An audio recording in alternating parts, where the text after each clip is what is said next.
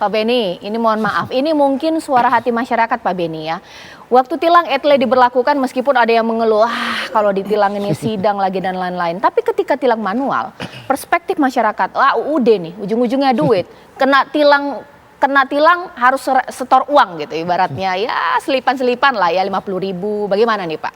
Ya, perlu kami sampaikan bahwa tanggal 12 April kemarin, Bapak Kapolri mengeluarkan surat telegram yang ditandatangani oleh Kakor Lantas Polri. Nah, di sana secara tegas disampaikan. Pertama menyangkut masalah pelanggaran-pelanggaran yang fatal. Tidak pakai helm. Kan membahayakan buat pengemudi sendiri, Ya, bukan orang lain. betul. Terobos lampu merah, melawan arus, plat nomor nggak ada, plat nomor palsu, kemudian helm tidak sesuai standar dan sebagainya. Ini intinya menyangkut keselamatan yang bersangkutan maupun masyarakat secara umum. Nah, di surat telegram itu ada yang menarik. Ya. Di sana ditegaskan bahwa kalau melanggar si anggota ini, misalkan terima sesuatu ya, itu sanksi etik, sanksi disiplin kena. Ada lagi tambahan, atasannya 2 tingkat ini kena. Ini baru ya Pak ya? Iya. Nah, pengawasan melekat ini menjadi penting sehingga sang atasan akan terus mengingatkan ke anggotanya. Bahkan diatur setiap apel pagi itu diberikan arahan, diingatkan tentang jangan melanggar. Karena publik sekarang kan pengawasannya masif. Foto, rekam video, viral, selesai. Nah, oleh sebab itu saya menyambut baik adanya surat telegram ini karena apa?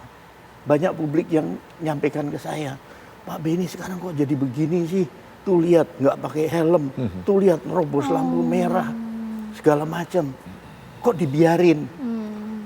Nah, saya yakin surat telegram ini juga mengacu pada hasil evaluasi. Ya. Dengan tidak diberlakukan tilang manual ini kenapa jadi begini? Kesadaran masyarakat masih rendah. Oleh sebab itu, ya tadi kemungkinan terjadi penyimpangan, Polri sudah mengatur sanksi yang tegas sampai dengan 2 tingkat ke atasnya akan kena. Diharapkan itu akan mencegah lah. Tapi ada satu lagi, masyarakat jangan nyuap. Iya. Iya, oke. Nah, sesaat lagi saya akan hadirkan kepada Anda, saya mau tanya, karena dengan adanya surat perintah Kapolri ini ya Pak Beni ya, bahwa tidak semua aparat boleh menjadi penindak tilang manual, jadi harus punya sertifikasi atau juga surat tugas. Pertanyaannya, berani nggak Anda ketika ditilang, mana surat tilang Bapak, mana surat tugas Bapak? Gemeter kayaknya ya, sesaat lagi.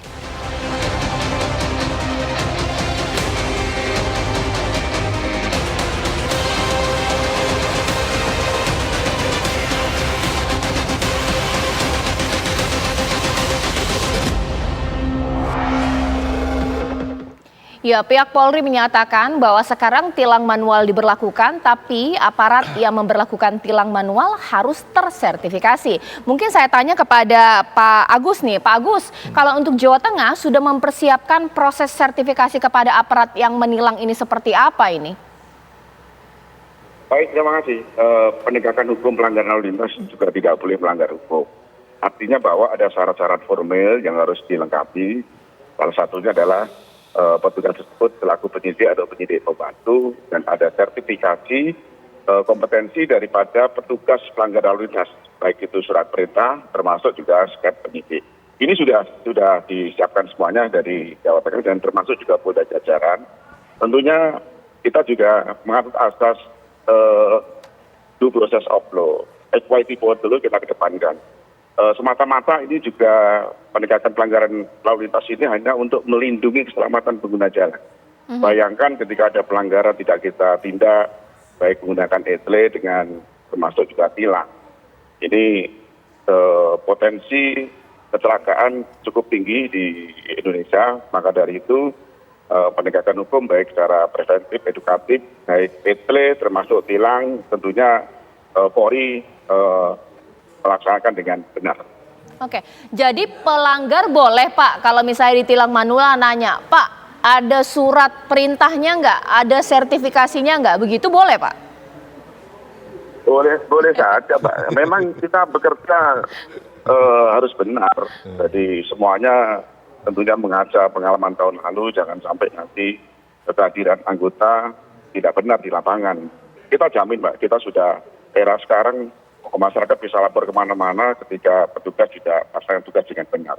Oke. Sekali lagi, kepolisian melakukan penegakan hukum Ya. khususnya pelanggaran lalu lintas ini mengedepankan edukatif termasuk humanis, tentunya juga menjamin keselamatan pengguna Ya. jalan. Itu yang paling terpenting demikian. Oke, Pak Joko, apakah ini nanti efektif masyarakat berani menanyakan? Ada surat perintahnya, ada sertifikasinya atau bagaimana, Pak? Saya kira nggak apa-apa, masyarakat kritis juga boleh-boleh aja. Yang penting tadi kan sudah dilengkapi kan, Ya. artinya ini juga bagi petugas sebelum mereka melakukan tindakan di lapangan mereka sudah melengkapi kan itu bagian dari SOP-nya ya. Kalau tanya ya tunjukin aja. Dan ini sebenarnya kan tujuannya buat masyarakat pengguna jalan itu jangan sampai banyak melanggar. Banyak melanggar kita tahu kecelakaan kita tuh tinggi sekarang ini.